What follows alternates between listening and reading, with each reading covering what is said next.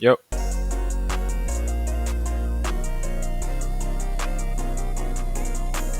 What's good, y'all? I know this is a voiceover. It is typical for Terraria YouTubers to do voiceovers.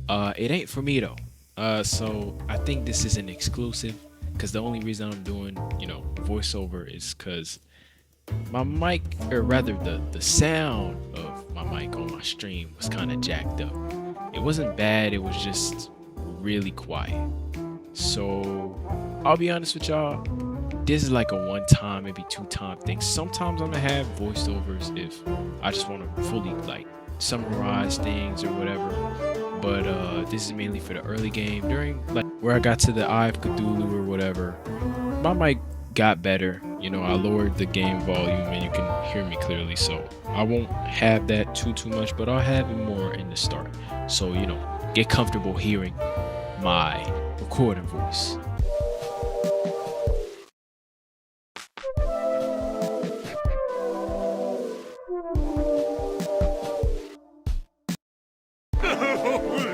Yeah, as y'all can tell, me and Charmin did not have a good time at all. I was rocking up accessories on accessories.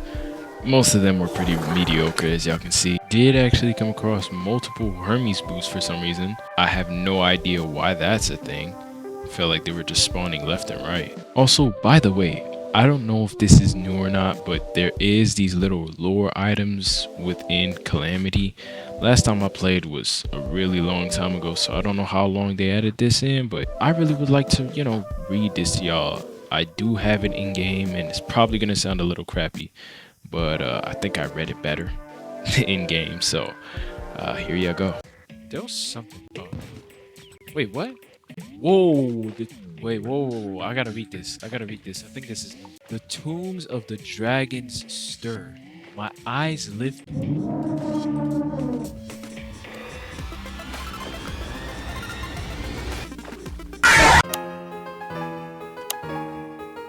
My eyes lift to see ancient dust dancing from high ledges. These grand wings, how long has it been since I was a hero worthy of their name? It feels like centuries have passed, yet all I've done is blink. Look upon my works as they are ruined. None would dare seek me out. Tread my path, naught awaits them in this cruel world. Anyways, went back to spawn and bought a little bit of Pokeballs. I then came across one of the mod's newer additions, which are mint seeds, which basically change your Pokemon's nature.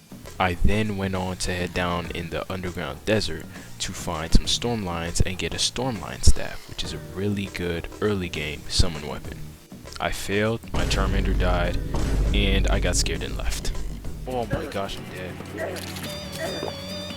I'm dying. Figured out the hard way that if you don't have any revives, you have to die to revive your fainted Pokemon.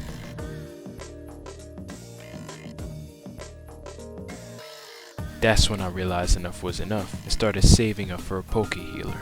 And for that I needed a few Heart Crystals, some Mana Crystals, and a few batches of Iron that I already had. I caught a Caterpie in the middle of all this and I was not using him at all.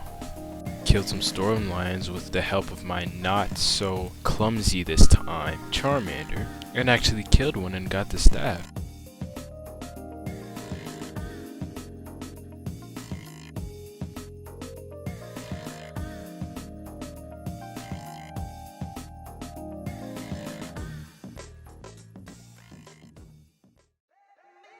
Ended up catching one of my heaviest hitters that I'm probably ever gonna have in this run, Ghastly. Heading to the left, I found the Trinket of Chi, a pretty good accessory for the early game. In the jungle, I ended up getting the materials for the Snapthorn, a summoning whip. I also found out that Ghastly was extremely smart this time and didn't just start running at every enemy he's seen. He actually kept his distance and kept shooting confuse rays at them. Came across one of the coolest looking marble biomes ever. I think Calamity did change them up a little bit, but just look at this. Marble. I forgot that Calamity added that. Oh my goodness. That Gladiator's locket is looking pretty good. So I did keep it for a solid while. Foraging for more items and materials, I found Hermes boots again. It's all good though, because eventually my Ghastly ended up learning a new move, and that move was Confusion. It's another block. Whoa! Pretty sure y'all can see why this guy ended up being one of my heaviest hitters. I mean, it's right in front of you. I did also cast a side up, sort of just to balance the entire typing in my entire team.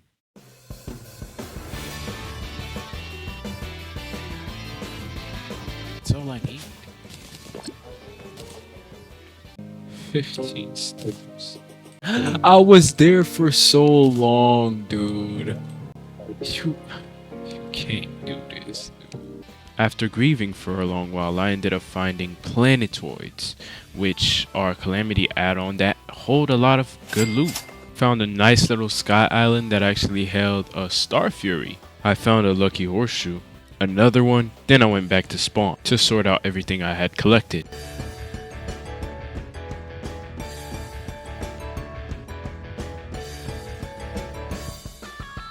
Up in the planetoids, I actually found another lore item. So here y'all go. High above even the sky islands, upheaved long ago, lies a fascinating geological phenomenon. Though unlike the islands, their airborne nature appears to have formed more naturally. I speculate that they formed long ago, when the world was in its infancy, or I guess like early days, judging by soil samples I have taken while testing high atmosphere planets. This ain't me speaking, I know that. Perhaps these planetoids, as many refer to them as, formed via meteor strikes tossing matter high into the atmosphere. This would simultaneously explain many geological oddities I feel on the surface. Travel between worlds is a fascination of mine. The planets with reasonable distance to this provide no use to me in terms of materials or study opportunities they can provide, and so wait, what? I don't know how to read, alright? And so I wish to go further beyond this mere cluster of planets someday. It will likely take many more decades of technological progress. However, as travel between worlds will take years, even at maximum speed physical matter can currently go, perhaps I will find a way to shatter this limit, once this world holds my interest no longer. A request from Yarim has been delivered. An inquiry to create a suit of armor for the serpent that joined his forces recently, the Devourer of Gods. As the serpent calls himself, he is a bothersome yet fascinating being, and so I have taken the opportunity so that I may learn from his own dimension. Using materials from his place of origin, I have forged armor of a immense size and durability yet extreme flexibility. It is certainly one of the most unique materials I have worked with, and has advanced my knowledge greatly, though I have learned more than I expected about the cosmic beast from this, perhaps more than he wished for me to. He about to ruin everyone. What I basically got from that was that a scientist ended up working for some guy named Yarim to build armor for a devourer of gods of some sort. And he apparently learned more than the devourer probably wanted him to, so he could probably beat him or something like that, or ruin them in some sort. Anyways, back to the game, I ended up finding one of my favorite Pokemon, Machop. Machop! No, you're staying here. Ooh, we got a Machop!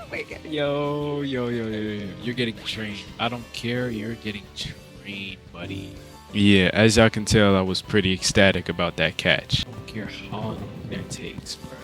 Ended up finishing a couple of NPC houses and went on my way to find more loot.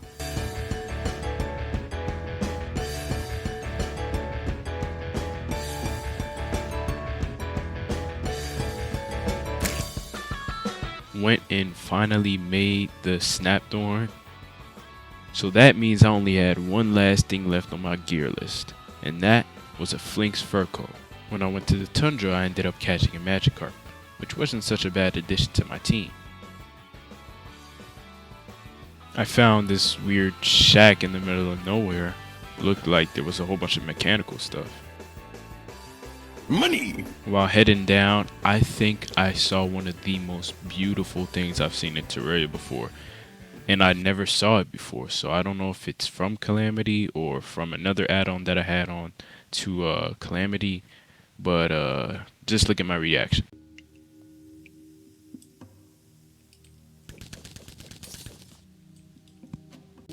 What the heck is that?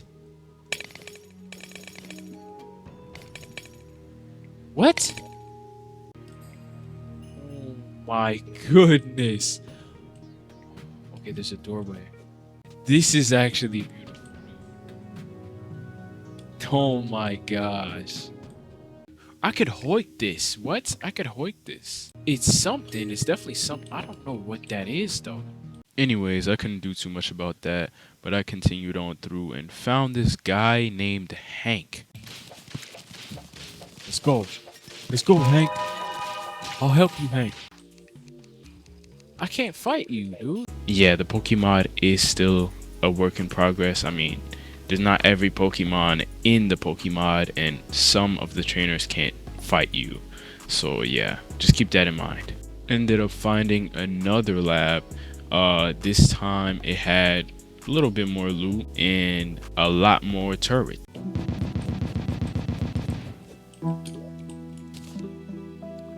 I'm always stacked, dude. I'm stacked constantly. Anyways, after a solid 20 minutes in the tundra, I finally found my first Flinks. Then they just all started coming to me out of nowhere, and I ended up with 14 Flinks fur. Way more than enough. But without me realizing it, this happened. Is that 12 gingerbread cookies? What the frick? I drowned? Are you serious? That's probably one of the lamest ways to go, but whatever. Yeah, definitely not one of my smartest plays in life, but we keep it pushing. In that ice lab, there was another lore item, so you know I had to get out my super reading skills. Freezing tundra, where only creatures that have adapted to the sub-zero temperatures thrive. Few sapient beings have ever permanently resided here, save for miners and Archmage. With this fact in mind, Yaram has requested I observe this place for oddities, due to the armies largely having glossed over this location. Additionally, I have been requested by the Archmage to perform studies on his frigid metals. There is little else to do in this frozen wasteland, so his request has been accepted. Cryonic ore, as the Archmage simply calls it, is a material seemingly akin to iced over glass. One would assume it is fragile material at a glance, yet upon testing it, it's clear that it's not the case. Plating made out of it has been found to be more durable and resilient than mithril alloy via flexural and tensile testing, followed by destruction attempts, yet it is a fraction of the weight. Perhaps mass amounts of its material could be used to forge armor for units who disdain for the usual burdens of metal plating. I will likely inquire further about the creation methods of cryonic ore to achieve this. Okay. As described earlier, despite his position as the mage of mages, he has little will to engage in combat. He instead acts as advisor to Yara, assisting in much of the management of cities and towns taken by the one-sided by or sided with the God Killer. In addition, he seems to have bonded with the girl who arrived seeking Yaren some months ago, acting as a fatherly figure to her. I myself have taken an interest in her immense natural power. Okay, so it seems that like there's a girl in here that's, basically Permafrost's daughter. Or not basically, but he takes her as a daughter. Flink's fur coat. Now I just gotta make a head piece and a bottom piece. Oh my days, that was sick. That was actually sick. Yo, he busts through him. Pause. But he busts through him just straight up. That's crazy. Whoa, magical pumpkins. What the frick is that? Is that rare? Squashling. That's so freaking sick. But this guy's just better. There we go. We got the eye. All I gotta go is go back home. But no, I can't fight the eye yet. I gotta fight this guy first. Eggs, no. Yes, sir, bass statue. Freaking sat through him. There we go. But I can make my medallion, which is pretty cool, right? Ooh. I'm not exactly stressing. Are you serious, my brother? Ooh. Because I believe, most of my Pokemon are pretty strong. They're not overpowered, but they are pretty strong. So I do believe that they are capable of doing some damage if they want to.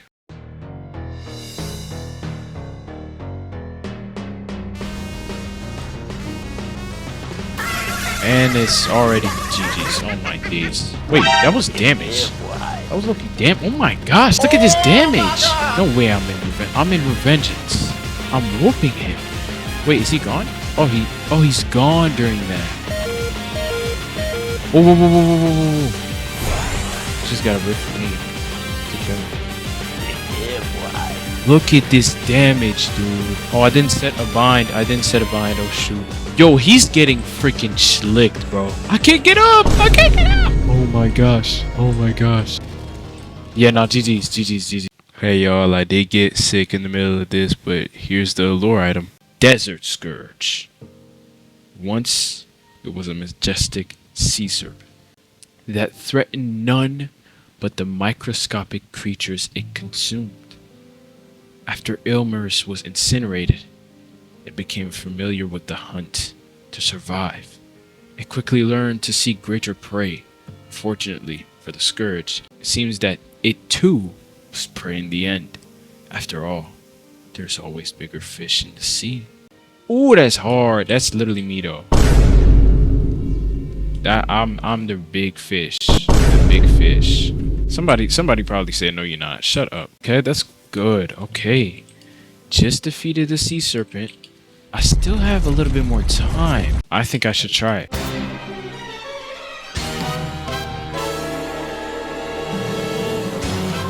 A chill freaking thing.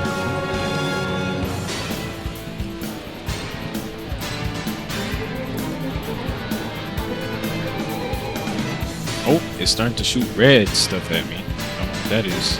I can't use rage, bro. Oh my gosh. I'm in the wrong freaking place.